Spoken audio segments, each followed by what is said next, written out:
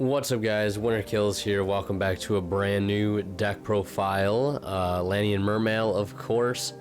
I'm using my microphone comboed with my camera today to record this, so the audio sounds, at least my audio sounds a little bit better and gets rid of some of the background noise. But without further ado, we're going to get into this build. It's been a while since I've updated Mermails, which is why I wanted to do it. And I've actually made a couple changes, so you got that to look forward to. It's not the same. See, the thing with me is, like, if my build hasn't changed in a month, I don't want to upload a new profile because you're just going to see the same thing you saw in the last one. So I'm just trying to do my best to bring at least something different to the table each time we do a deck profile here. I went to tournament with this and ended up winning, I think, 50 store credit with it for going undefeated in 4 rounds of Swiss. Yeah, and it was actually a pretty decent tournament. I played a lot of weird stuff, though, throughout the tournament. I think Kaiju Shadalls, Cyber Dragons, Dark Magician, and I think one meta-relevant deck. I can't remember what it was, though. It's been like 2 weeks or so. But it's actually been a week, but yeah. Without further ado, we'll get into the deck profile, and we'll start with the monster lineup as per usual. So, well, that's the side deck over there. So for the side deck, we usually have, of course, our triple Megalo. Still playing triple Megalo. I love triple Megalo. He just still wins games regardless. Gets you your search of your Mermail, Abyss, Spell, or Trap. And I gotta play him at 3 still, in my personal opinion. And then next we've got triple copies of Teus, least cost effective. I should say most cost effective and least discard requirements. Gets you a search, and then if you discard this with Dragoons, it's just amazing. And then I play the one lead, just because lead is just such a necessary power play to have in the deck, and he also helps to create the hand loop and make that a little bit easier since he does take a card out of your opponent's hand. So that's it for the level 7s, and then we have 1 Pike, 1 Lind, and 1 Gun for the rest of the Mermails. Now, I know a lot of you guys have heard me in the past probably say that I hate Pike. Well, I don't really hate it. I don't think I ever said that. But I just liked Turge better than Pike. And I'm actually not playing Turge anymore because Pike is actually really nice in a lot of situations. And Turge kind of got replaced by Surface and Salvage because they essentially do the same thing, but you don't need to summon a Salvage or a Surface. So you don't have to worry about that. And I think this is just better going first anyways. I always knew Pike was a good card, but I just never really wanted to play it just because, you know, my old philosophy was like, it doesn't have really good search targets, but at least it gets your engine started turn 1, which in a opening a brick hand, it really helps. And then we got 1 Moulin, of course. Still got to play the 1 Moulin. And then next we have triple Neptibus, Atlantean Prince.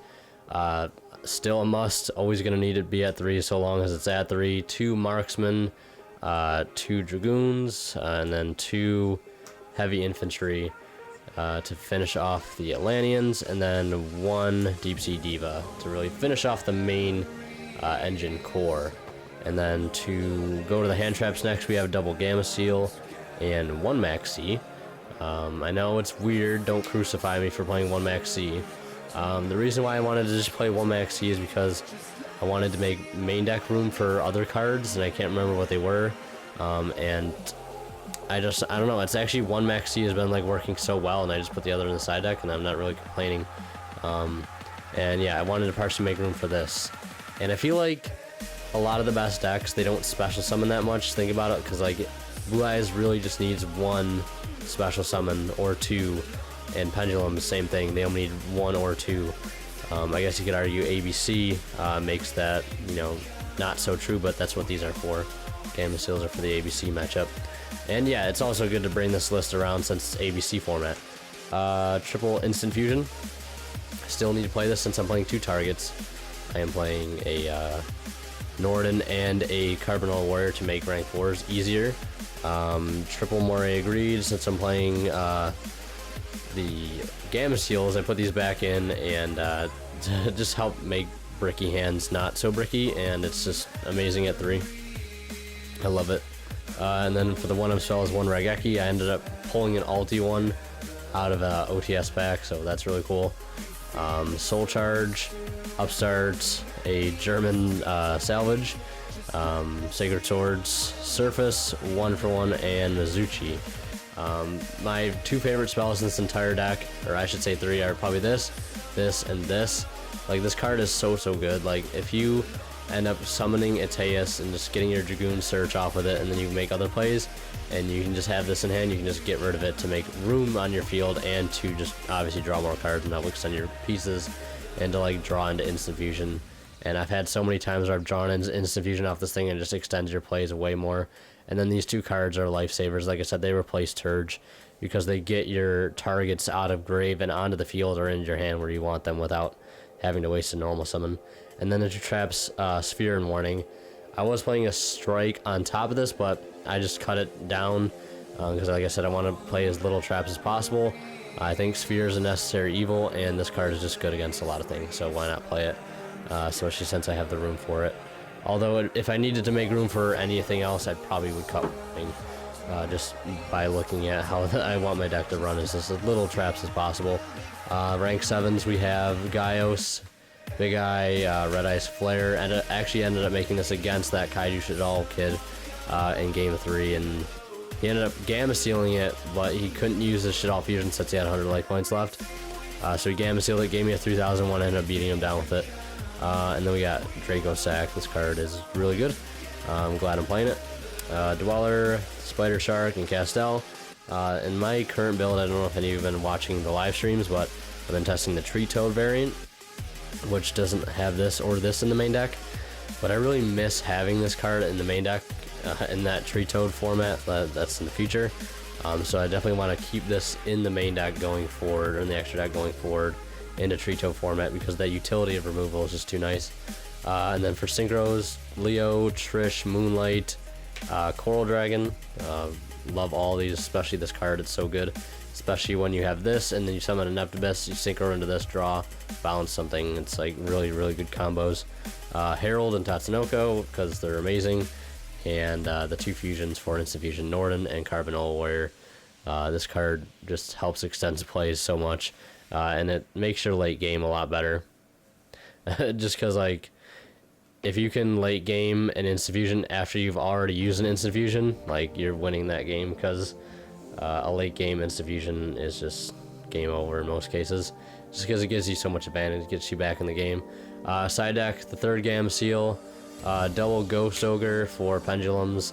This is for BA and ABC, because in reality, when you think about it, they need to Xyz before they can make Buster Dragon, because there is no way without an Xyz or some other odd method that may be Galaxy Soldier, but like in a pure build, they really can't. Obviously, they can't make Infinity 2 if they're playing Galaxy Soldier with this card, which will really screw them over.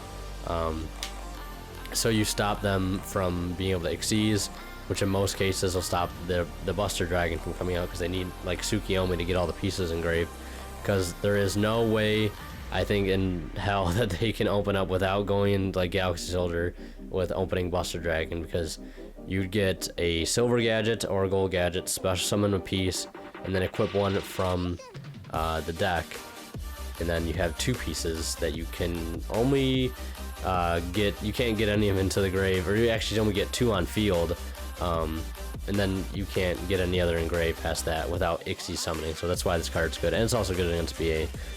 Second Flying Sea and DD Crow. Wish I was siding more of these, but only have 1, so just really good against Blue Eyes.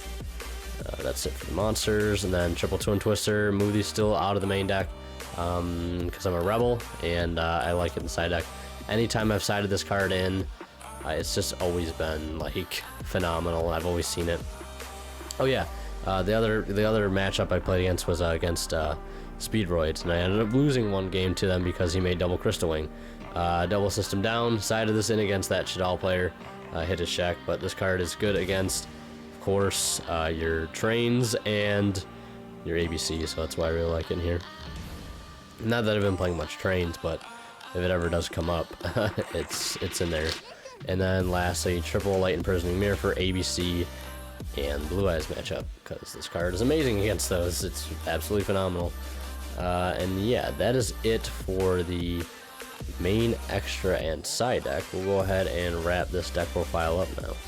Anyways, guys, that has been my Atlantean Mermail deck profile. Really hope you enjoyed it. Like I said, I made a few changes to the main deck, including the Gamma Seals, the Morays, and the addition of Pike into the main deck. I actually really like Pike, so I take back anything I ever said negatively about it. It's just such a great card. I almost want to try and play 2, but then again, I don't. You know, maybe I'll play Aqua Spirit or something in the next coming months to make Tree Toad a little easier through Bahamut Shark. But I will definitely, for any of those who have questions like what am I going to be starting off with ratio wise, I'm probably going to start off with 1 Shark and 1 Toad. Although I could probably bump it up to 1 and 2, strictly because you can make your Tree Toad with 2 infantry, which I know seems like not easy, but if you have Diva and infantry in hand, you can make it that way too without having to use Bahamut Shark.